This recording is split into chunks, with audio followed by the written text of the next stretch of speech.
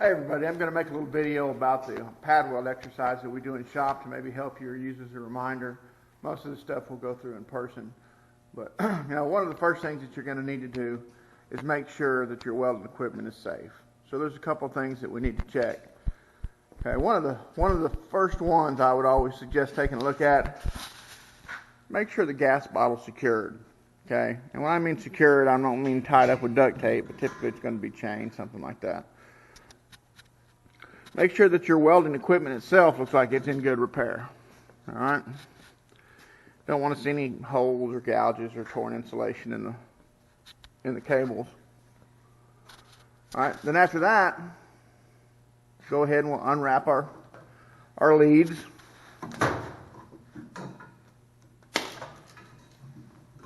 See how I can do this holding the camera.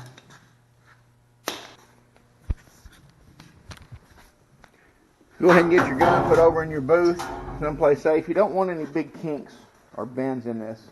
Also pay attention to where it comes out of the machine. If this gets pulled too tight right here, it can make it hard for the wire to feed when the liner's been damaged or worn. Take your work lead and then attach it to your table also.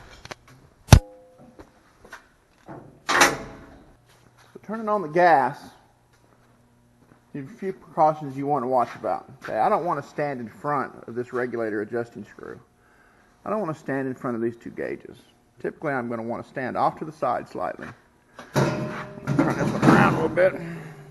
When I open up the valve, I want to do it slowly. I don't want to just jerk it open like that.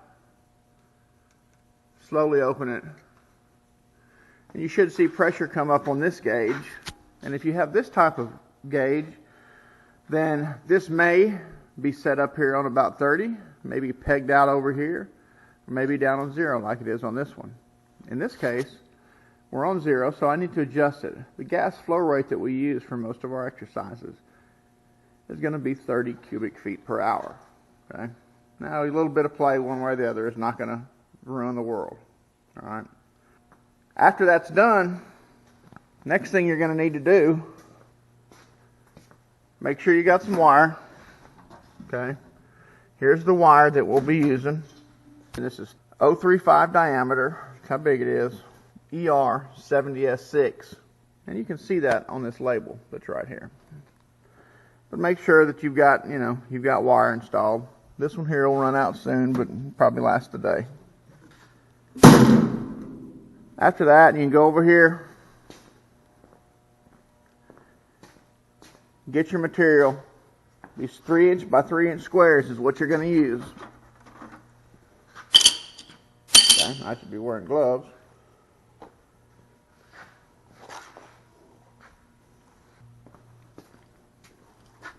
Now, one of the purposes of the pad weld, or one of the good things about it is, you don't have to spend a lot of time cutting material. Basically, you're just going to build the surface of these 3-inch squares up with weld metal. The settings that we're going to use with power on our machine, here's the on-off switch, bottom right, is going to be 17.5 and 235. Okay, now a little bit one way or the other is not going to make a big difference. Where do I get those numbers? Approximately from this chart in here, using ER70S6, 75% argon, 25% CO2. We're using 0.35 wire. The material we're welding on is about 1/8 of an inch. I rounded up to 17.5 and 235.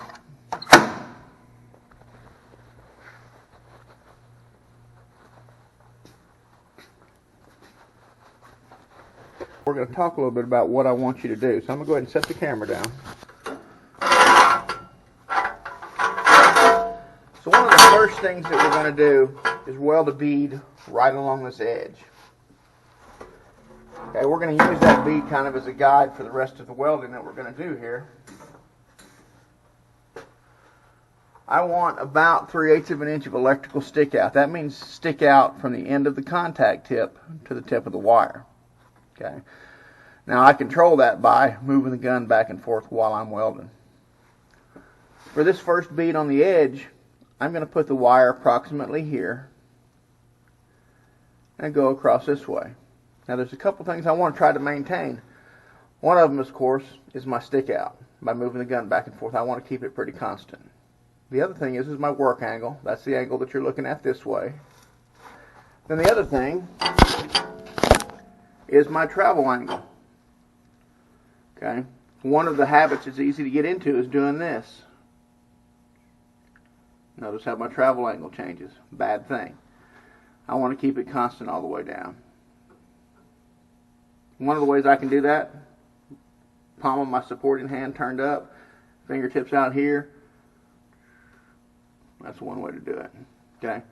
I can rotate the gun like this. Notice the nozzle's turning, and that keeps my angle pretty close to the same. So again, no right way, wrong way for you to hold the gun, but what I do want you to make sure you're supported on the table. Okay? You have your head over here where you can see. Alright? I don't want to have my head back here behind the gun because I can't see exactly how long my wire's sticking out. I can't see the puddle being made, any of those things. So I want to have some good head placement. Alright, so my first bead is going to go on this edge. It's going to just be a support bead. And you know what? I'm going to go ahead and weld. I'll move the little camera back and see what happens. Eyeballs.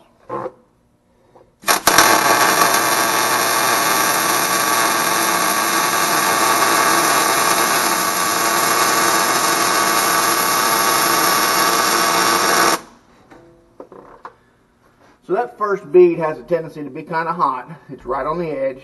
Heat can only dissipate from it one direction. That's why you're going to get two pieces. See how that one's still glowing red? We'll set it aside. I'm going to go ahead and get my second one out. I'll go ahead and weld on it. Let that one cool off. Eyeballs.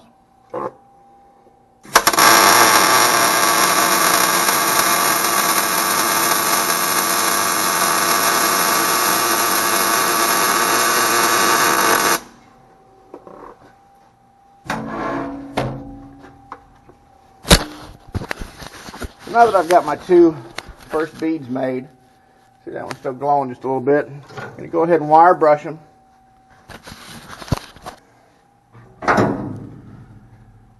Now, if you want to do high quality welding with a MIG gun, you got to clean your material. Now what we're doing here is just practice getting used to the gun. Okay, so in reality, if I was going to make some type of product out of this, I would probably clean those edges up from where the plasma cutter cuts the edges. But wire brushing them in between passes does a couple things. Lets them cool off, removes some of the dust and the smoke from it, and cuts down on the number of little silica caps is what I call them. They're little brown areas that will hold them up in your weld, and they're actually glass.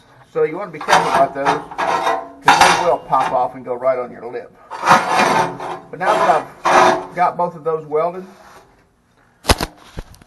I've turned them around on the table, got them pointed towards the back.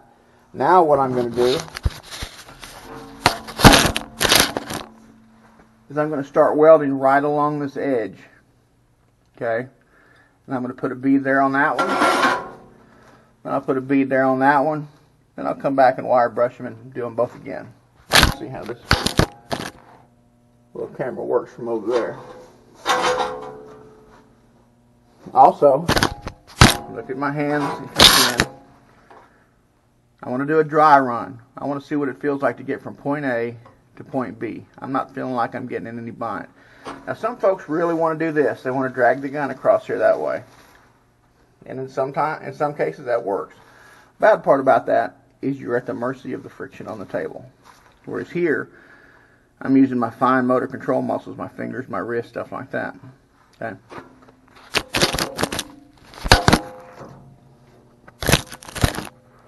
So I'm going to get set up, do my dry run. I get from the beginning to the end pretty good. Here we go. Eyeballs.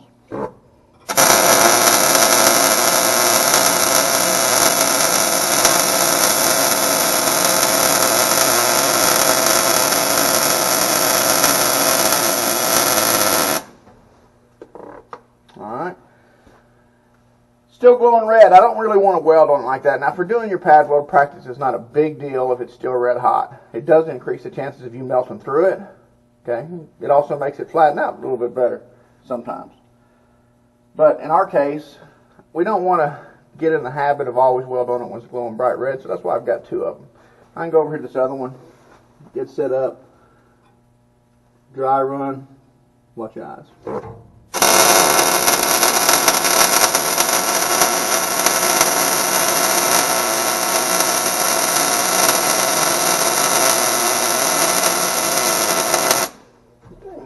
now that I've got that second one done, this one's cooled off, I can just jump right over here to this one, but I'm going to hit it a little bit with a wire brush.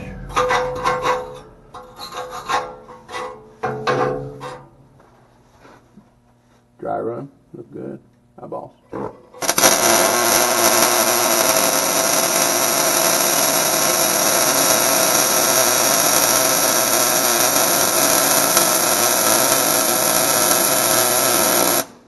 I'm going to stop, look at my bead. I'm looking for a consistent width, consistent shape all the way down it. Come over here, I'm going to do this next one.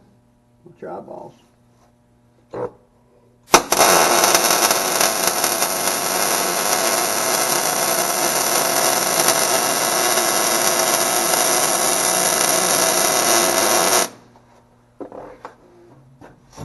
Go ahead and clean them up, take a look at them. So the goal is not, I want to get my plate covered up really quick and I want to get all the way across it. It's actually making good beads individually and then tying them together, making them look nice and smooth as a surface. Alright?